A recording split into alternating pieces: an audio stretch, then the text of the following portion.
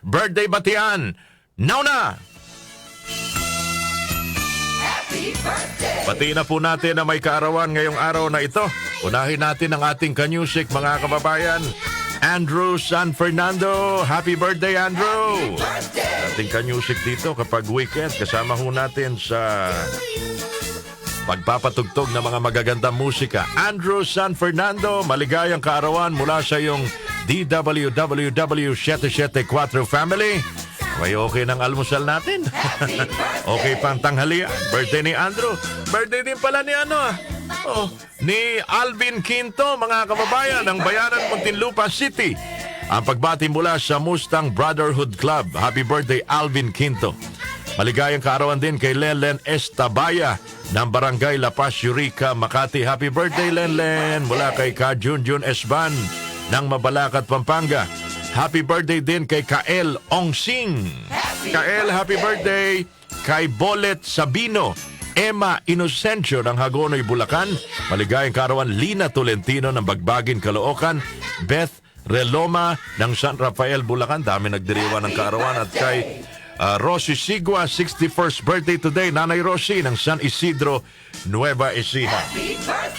Sino pa ba nagdiriwa ng kaarawan today sa ating Philippine setting, sa ating lipunan? Maligayang kaarawan, magaling hutong character actor, naging stage actor din to, panahon ng mga vaudeville, mga kababayan. Pinanganak September 4, 1933. Birth anniversary ni Ginoong Reynaldo Hipolito. Kilala niyo ba si Ginoong Reynaldo Hipolito, Kenny?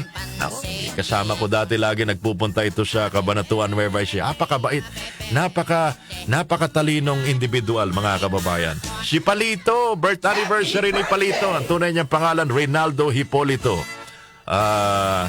Kapalito, saan ka man naroroon? Naalala pa rin kita. Alright?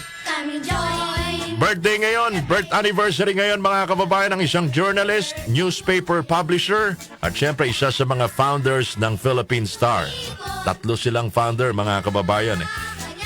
Maximo Soliven, birth anniversary. Maximo Soliven, journalist, newspaper publisher, at founder ng Philippine Star. May papiging ba dyan sa Philippine Star? Sa ibang bansa, mga kababayan, birthday ngayon ng isa sa mga magagaling na R&B singer. Sa mga panahong ito, 43 years old, pinanganak September 4, 1981. Si Beyonce.